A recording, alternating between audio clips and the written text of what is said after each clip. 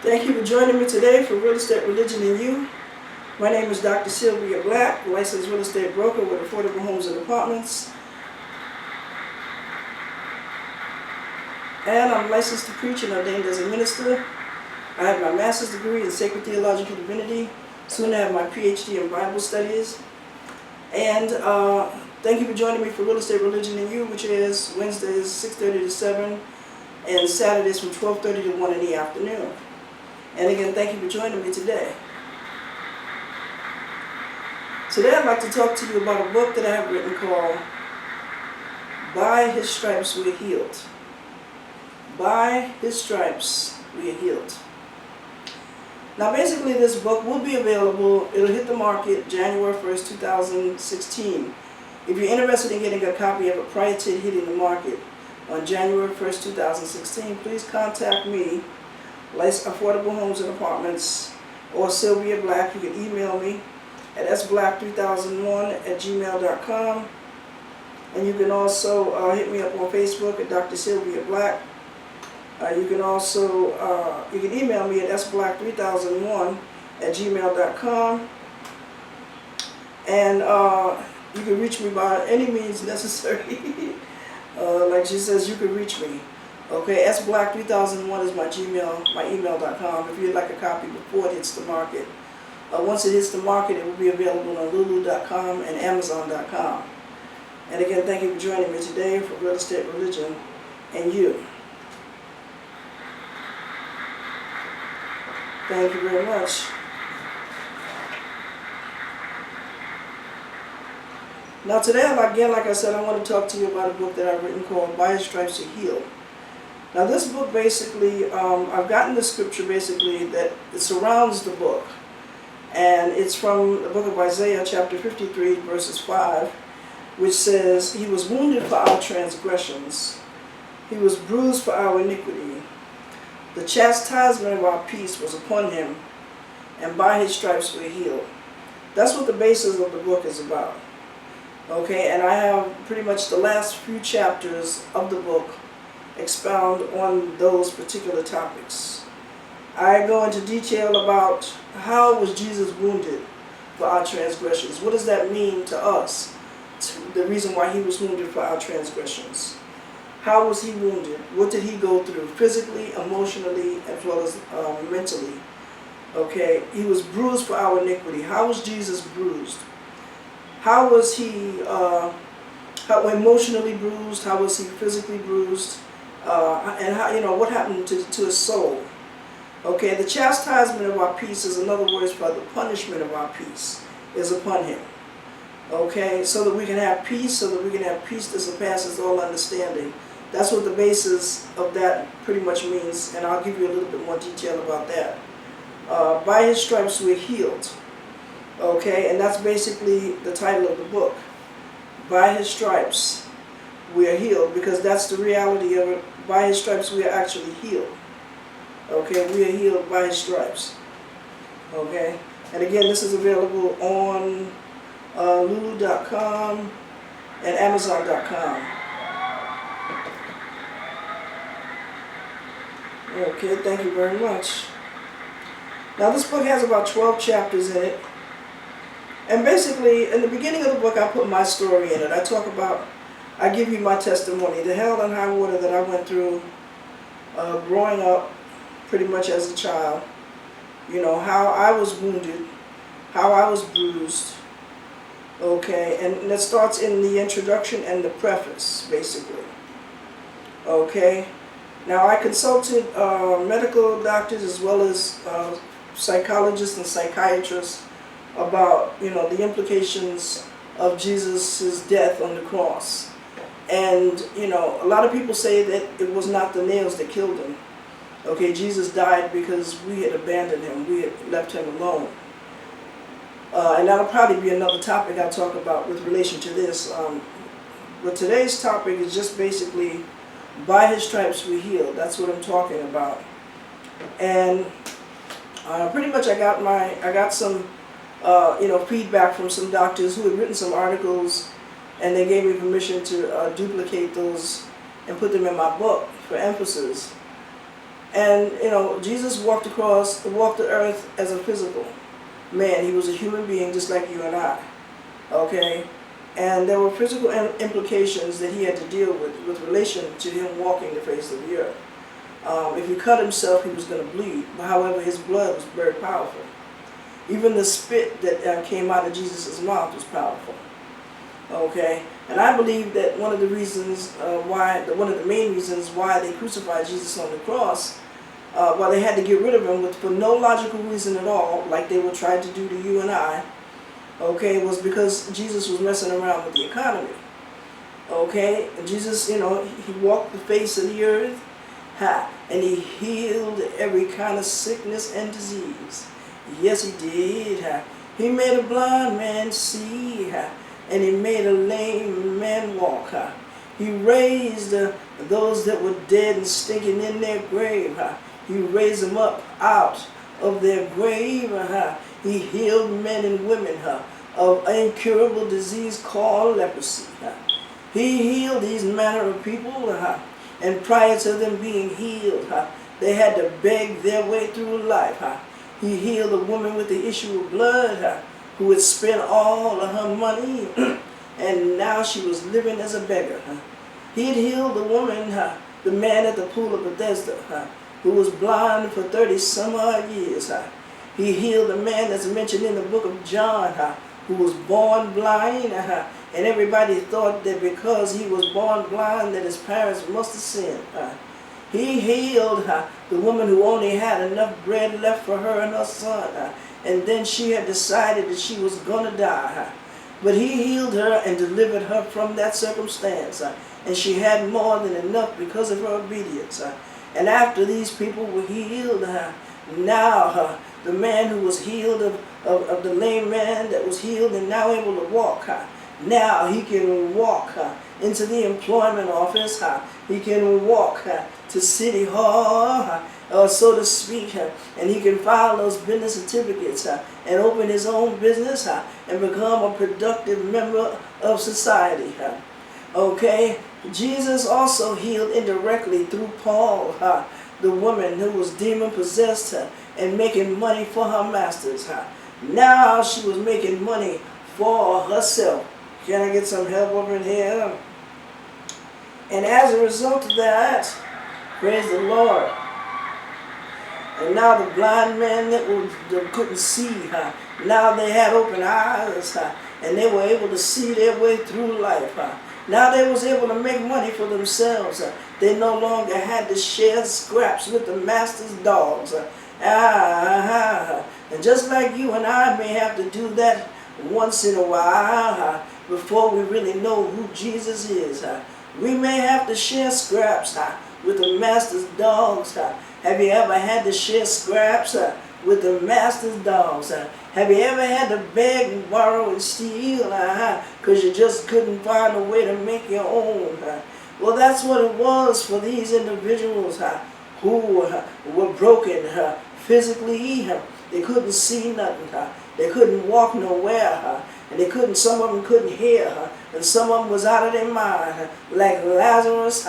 And Jesus healed Lazarus of his mental infirmity. And Lazarus was cutting himself all to pieces, and he was howling like a wolf day and night. They tried to chain him up, but the chains couldn't hold him. Come on, somebody talk to me. And then Jesus came on the scene. Hallelujah. How many of y'all know when Jesus comes on the scene, everything will change? All you need is one touch from the Lord. All you need is one word from God, and everything will be all right. Yes, it will. And so now these people who were filled with infirmities, now they were able to earn their own living. And the kings and queens who had all the money, now they had no slaves to beg them for their scraps. They had no slaves to work for them for free. They had no more slaves. The slaves were beginning to get outnumbered. And now the people who were working were earning part of that money that the kings and queens used to possess. So hey, Jesus was definitely messing with the economy. He was causing the kings and queens to go broke. Come on, somebody. And now that's the way it is with you and me. But they thought that Jesus was just an ordinary man. They were saying, who is this man who speaks this much saying? He sounds like a scholar, but we know his mama and his daddy. And they ain't nobody special, and I'm paraphrasing, because they didn't have no college degree, and they weren't born of notoriety themselves. As a matter of fact, Mary had proclaimed to the people that an angel had came to her in the night and told her that she was going to bear a son. And nobody believed her.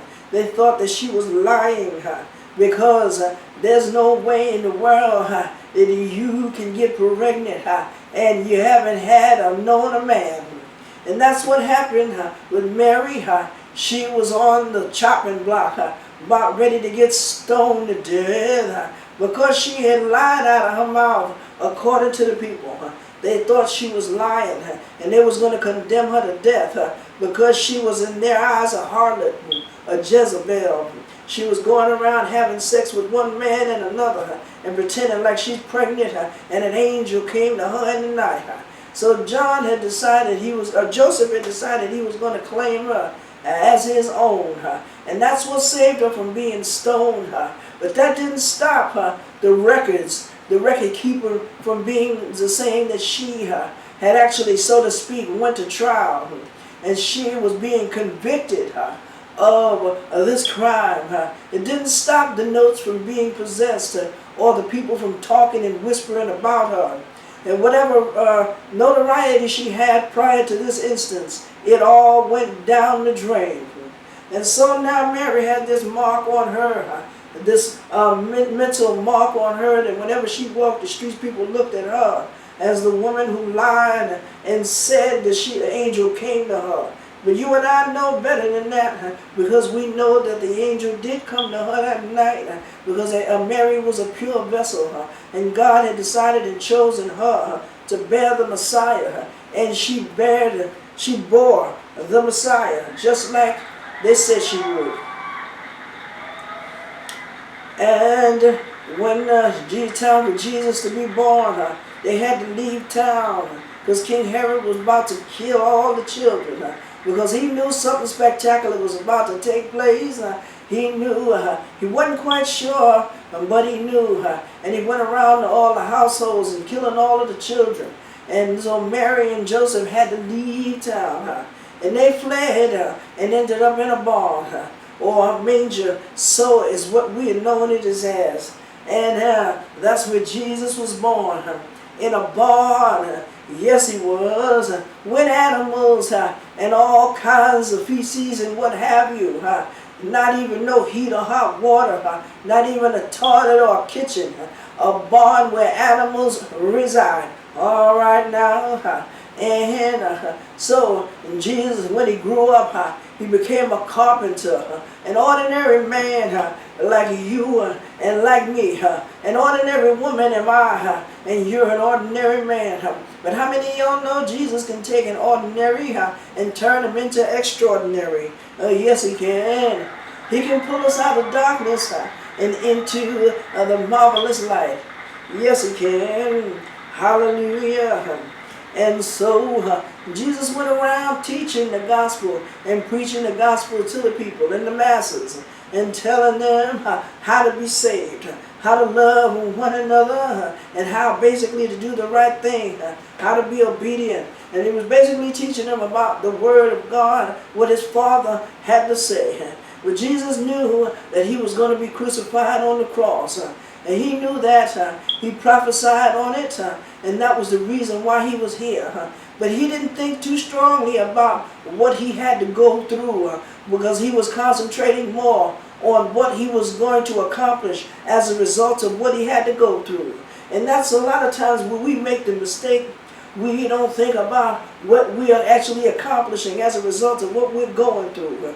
We just think about what we're going through at the moment. all hell is breaking loose, or all hell look like it's breaking loose, but sometimes all hell is actually breaking loose. But just like I tell you in my story, when I tell you my story and the hell and high water that I done been through as a child, how I was violated and betrayed, and how all manner of evil had been committed against me. They even tried to kill me a number of times, which I talk about in here. But as you can see, this is not a figment of your imagination, and this is not a recording. This is live, baby. I'm here, and I'm real. And it's all because of the man. I know his name is Jesus. Yeah. And so, Jesus knew he was going to be betrayed. If we could just concentrate on what it is that we are to accomplish as a result of what we have to go through today, then we know that the hell that we are dealing with today doesn't nowhere compare to the glory that will be revealed to us in the end. But we're not just going to wait until the end to get our blessing. God is going to get glorified every time he gets glorified, and every time you and I will get blessed. And in this book I talk a lot about that. But when Jesus, he was betrayed by a kiss of death, by his homeboy, his ace boon coon, his head honcho, his main dog, if you will. And he knew it was going to happen, but he says, before the cock crows 3 times a night, one of y'all will betray me. No, Jesus, not me. I love you. Why would I betray you? You've been good to me. Why would I betray you? But then he came back and asked them to stay awake and watch out for him. He went to pray and came back, and every last one of them was asleep. They fell asleep on him at the time of his greatest need. And then next thing you know, here they come, getting ready to betray Jesus. He says, how will I know, Judas, which one is Jesus? He says, I'm going to walk up to him and I'm going to kiss him. And that's how you're going to know. How many of y'all been betrayed with a kiss? The kiss of death. How many of y'all got married and expected to receive love that night on your anniversary, and instead you received a black eye? How many of y'all trusted in people and even in your family and had your family betray you and deceive you?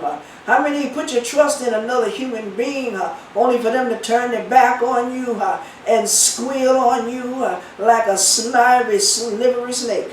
Come on, somebody, talk to me. So Jesus went to teaching. Now here Jesus was teaching and preaching the gospel all of this time. People respected him. They looked up to him. They even went without eating for a while. There were so many people. They even saw him perform all these miracles. Remember what happened with the 3 fishes and the 2 loaves of bread?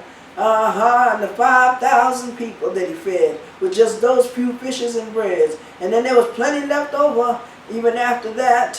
How did he do it? These people watched him perform these miracles. They were recipients of his, the things that he did. They received the blessings, the manifestations of his healing. And yet they didn't believe in Jesus. And after, before the cock crowed 3 times that night, just as sure as Jesus had predicted, Judas had betrayed Jesus 3 times. They come and ask him, wasn't you the man that was walking by his side? Wasn't you there when he was testifying? Wasn't you there when he was preaching on the mountaintop, in the wilderness? Wasn't you there? And Judas said, no, I wasn't with him. And sure enough, just as Jesus had predicted, Judas had betrayed him 3 times. But yeah, that's the way it is. Jesus is going to be betrayed, and you and I will be betrayed. Jesus was nailed to a cross, and you and I will be nailed to a cross. They couldn't figure out no reason why they wanted him dead. All they knew was that they wanted to get rid of him. And the man said, why do you want him dead? What did he do? And they said, crucify him. The whole crowd was shouting. Everybody in the whole town wanted him gone. They wanted to eliminate him from the face of the earth. They wanted him to be no more. But that's the reason why Jesus was on the face of the earth in the first place. He knew that this was going to happen, and he knew the appointed time in which it was going to take place. When he went to the mountaintop for those 40 days and 40 nights, I believe that was his time that he was with God, his Father in heaven, and our Heavenly Father too. He was talking to him and being reassured of what was going down. But just as Jesus was betrayed, so you and I shall be betrayed. In order to come out of something, my brothers and sisters, we must go through something first. You can't come out of something unless you go through something. Suffering is painful, my brothers and sisters. Nobody likes to suffer. But suffering is a prerequisite to salvation. And salvation is a prerequisite to blessings. Blessings in a big way. Blessings in a mighty way. Financial blessings. Health blessings. Healing and deliverance. And victory in a whole lot of ways. I start the book off with my testimony, telling you all the hell that I went through. But how God used those situations and circumstances, and He turned them around and allowed them to work for my victory. Instead of it being to my demise, instead of it being to my downfall, instead of it being the end of me, God used it so that to bring about good, so that I could get the healing and deliverance and the freedom that I needed, and the victory that I so desired. Because I looked at the way they were living, the folks in my family, and I saw how they had allowed the situation and their circumstance to depict their life. They had looked around them and saw dismay, and they had allowed that dismay that they saw to allow them to depict their lives. They got depressed and downtrodden because of what they saw around them, and they said, this is it, and that's all that it was going to be for them, and they concluded with that, and they died a hope at the end of a rope. Yes, they did. Some of them died with sharing needles. Some of them died from getting shot. Some of them died from cancer. And some of them died from calamities like getting burned up in a fire. Some of them died from getting assaulted. And some of them just died. And they didn't live past 30, 40, or even 50. And some of them just died because they drank too much. Some of them died because of what they did to their bodies, and because of what they said out of their mouth, and because of the life that they lived. But I looked around me and I saw the hell that they was living in. And I said, not me. I'm not going to live like that. I'm not going to allow the situation and circumstance to depict my life. I'm not going to allow what you say to determine who I am. You may be able to make me do what you want me to do.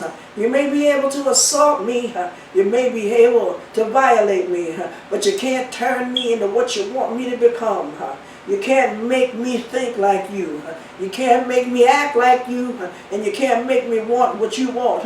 You can't control my heart, and you can't control my mind. Hallelujah, in the name of Jesus. That's one of the reasons why Jesus died on the cross, so that you and I would have the ability to make the decision for ourselves. Remember before when there was a flood, when Noah had built an ark, and Jesus had told him that he was going to destroy everybody on the face of the earth, because God had told him because he got angry. He got angry because of the wickedness that they had possessed.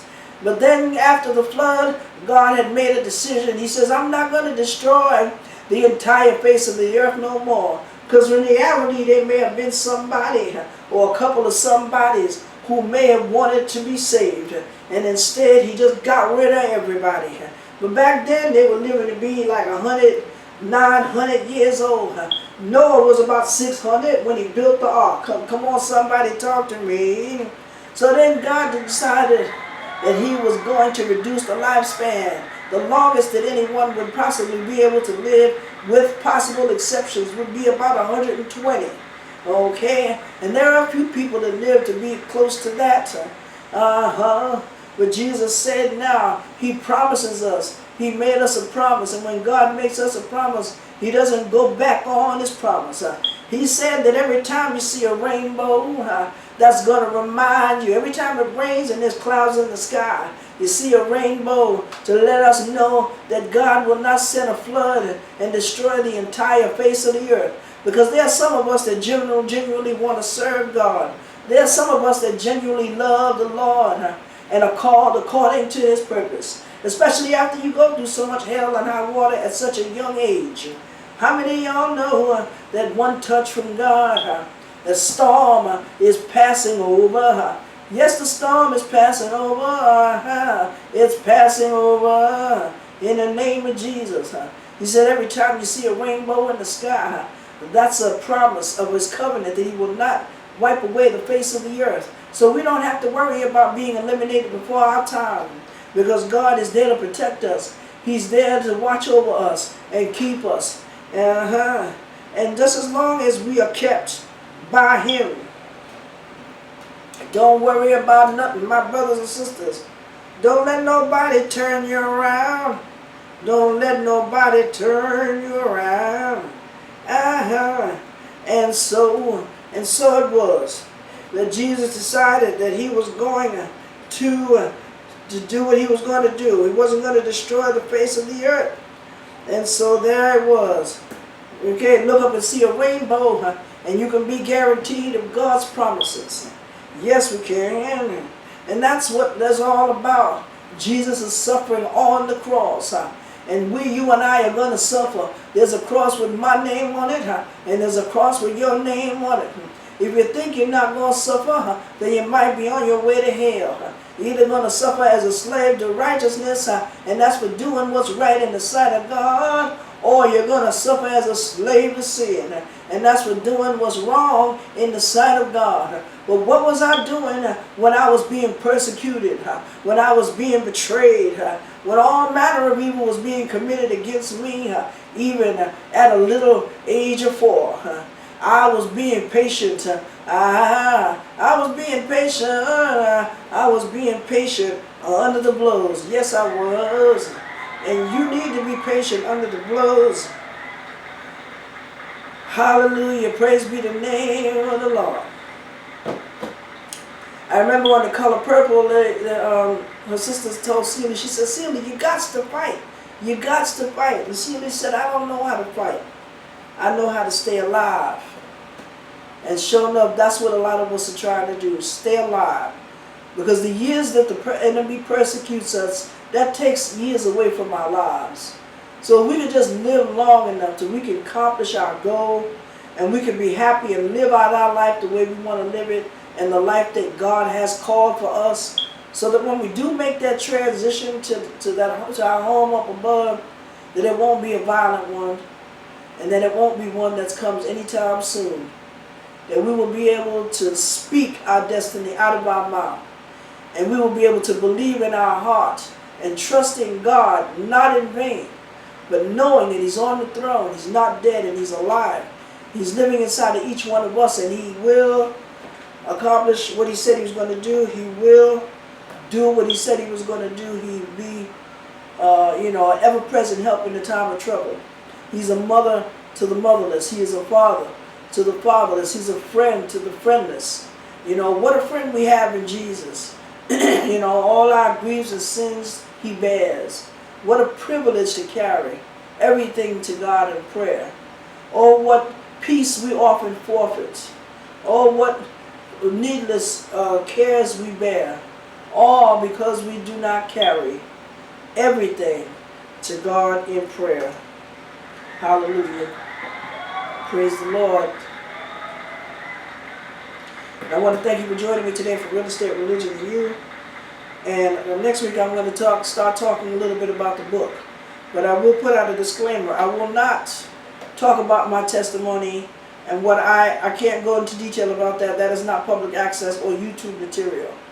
If you want to know about it, you can call me and I can come and speak at your facility. Once the book hits the market, January, or if you happen to be one that gets a book before it hits the market by emailing me at sblack3001@gmail.com, then you'll be the one that be privy to the information prior to that. But I talk about it, I put the information in here basically so that you can see how God works. That sometimes it looks like, and it will be, all hell breaking loose. But it is so that, and if you love the Lord and are called according to His purpose, these are things that happen so that we can get the victory, so that we can get the things that we need. A lot of times God has to work in this manner. You know, people come at us from all angles. Jesus was crucified on the cross, and everybody thought that that was the end of Him. That was going to be, He was done. And that's what happened when Paul started persecuting the Christians, because he said, okay, Jesus is dead now. You know, I can do what I want to do. And that's when he started persecuting the Christians. But how? To his surprise, what happened? He was blinded on the road to Damascus one day, and he even knew who the Lord was. He addressed him by his name. And God asked him, He says, why do you persecute me? See, everybody thought that you're dead and gone. They think that you're all washed up, just like with Jesus. Just think about it. Does the suffering that you endure today and tomorrow and in these days, does it compare to the glory that will be revealed in the end? Does the suffering that you're enduring right now, does it compare to going to heaven for all eternity or going to hell for all eternity? Okay, you can choose to be happy on the face of the earth, live your life the way you want it, but then you'll be promised a kingdom in hell. Or you can be persecuted, suffer as a slave to righteousness for God's sake.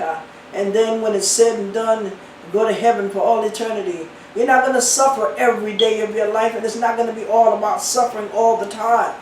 Okay? But we do have to endure it on a large portion of basis, on a lot of time. We have to endure it. And it's going to come sometimes completely unexpected.